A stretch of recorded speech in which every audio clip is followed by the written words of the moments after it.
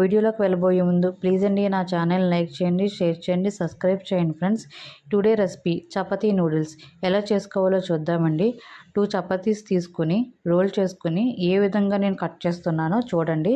ఆ విధంగా చపాతీని మనం కొంచెం సన్నంగా కట్ చేసుకోవాలండి. చపాతీ కూడా నీట్గా ఉండేలా చూసుకోండి, బాగా వేగేలాగా చూసుకోండి. నేను ఏ విధంగా కట్ చేసుకున్నాను చూసాను కదండి.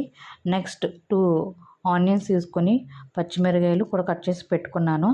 నెక్స్ట్ బాణీలో ఆయిల్ వేసుకుని కొంచెం లైట్ ఎంత సరిపోయినంత ఆయిల్ వేసుకున్నానండి.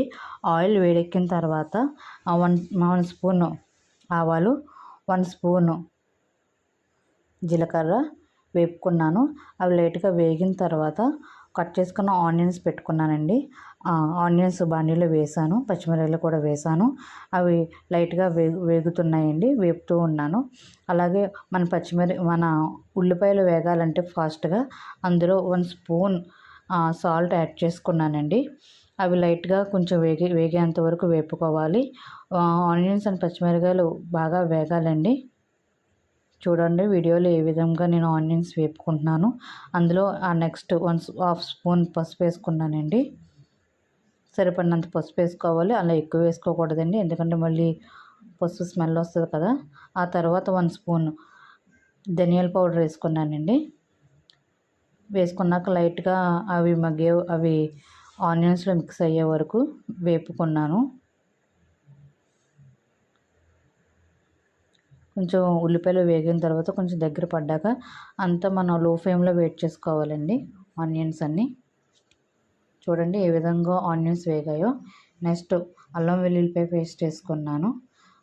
ఆ అల్లం వెల్లుల్లిపాయ పేస్ట్ కూడా ఉల్లిపాయలో బాగా మిక్స్ అయ్యేలా కలుపుకొని ఒక 5 మినిట్స్ మూత పెట్టుకున్నానండి. ఉల్లిపాయలు మగ్గుతాయని, ఆ స్మెల్ పోతాయని. ఈలోగా టమాటా తీసుకుని నేను ఏ విధంగా కట్ చేసుకుంటున్నానో చూసుకోండి.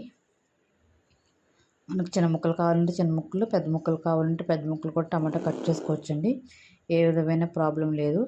నెక్స్ట్ తీసుకొని కట్ చేసిన టమాటాలు తీసుకొని బాణీలో వేసుకున్నాను. చూడండి ఉల్లిపాయలు కూడా ఏ విధంగా వేగాయో, కొంచెం దగ్గరికి వచ్చాయి కదా. నెక్స్ట్ టమాటా కూడా వేసుకుని వేపుకుంటున్నానండి. రెసిపీ చాలా బాగుంది, మీరు కూడా ట్రై చేయండి ఖాళీగా ఉన్న టైంలో. నెక్స్ట్ వేసుకున్నాను నేను టమాటా కచప్ వేసుకున్నాను. కొంచెం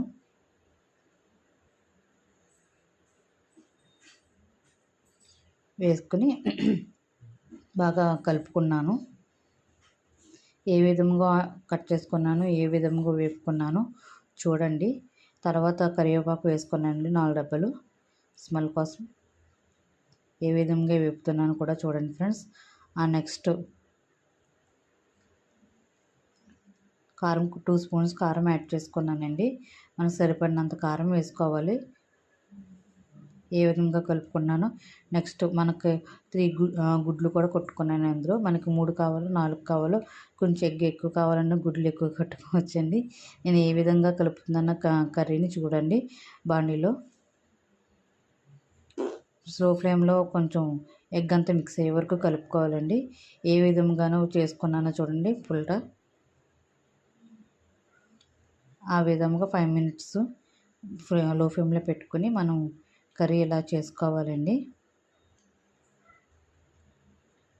హాఫ్ అన్ అవర్లో అయిపోద్దండి. నెక్స్ట్ చపాతీ రోల్స్ని బాణీలో వేసుకుని లైట్గా వేపుకోవాలి. 5 మినిట్స్ ఫ్రై చేసుకోవాలండి.